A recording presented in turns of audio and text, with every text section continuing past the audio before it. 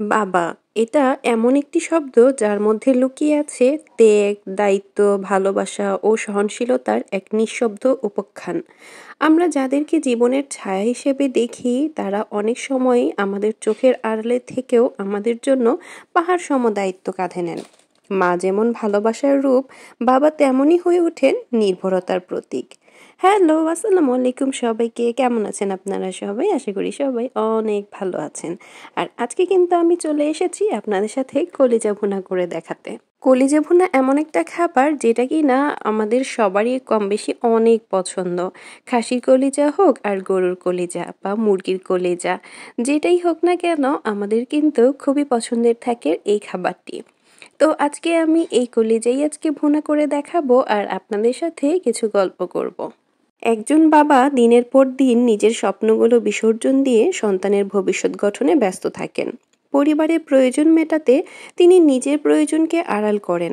হাজার কষ্ট থাকলেও মুখে রাখেন হাসি, যেন পরিবারের কেউ না বুঝে তার অভাব, না তার কষ্ট।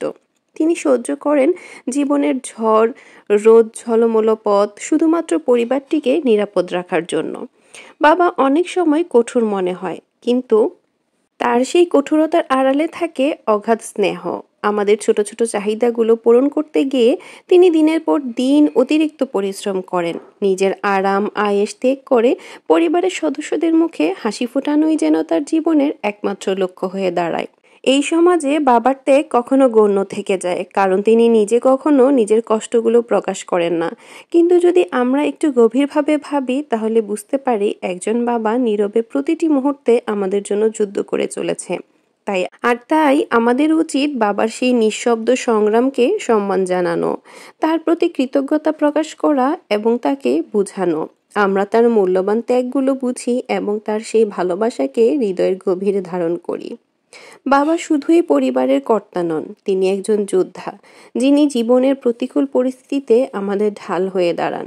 তার ত্যাগ ও সহ্যশীলতার গল্পগুলো যেন আমাদের প্রেরণার উৎস হয়ে থাকে। আমরা যেন তাকে শুধুমাত্র দায়িত্বের মানুষ না ভেবে একজন পূর্ণাঙ্গ ভালোবাসার প্রতীক হিসেবে দেখে ভালোবাসতে শিখি। ভালো থাকুক, সুস্থ থাকুক প্রতিটি মা বাবা।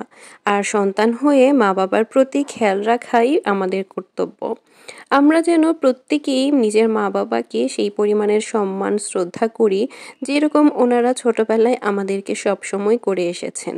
বাবাকে নিয়ে আবেগঘন কথা বলতে বলতে আমি কিন্তু রান্নার একবারে শেষ প্রান্তে চলে এসেছি। এই যে দেখেন, আমার রান্নাটা কিন্তু একদম কমপ্লিট। মার্শাল্লাহ, কালারটা যেরকম সুন্দর এসেছে, খেতেও কিন্তু অসাধারণ ছিল। আজকের ভিডিওটা এ পর্যন্তই। আপনাদের কাছে কেমন লেগেছে অবশ্যই কমেন্টস করে সবাই জানাবেন। আল্লাহ হাফেজ।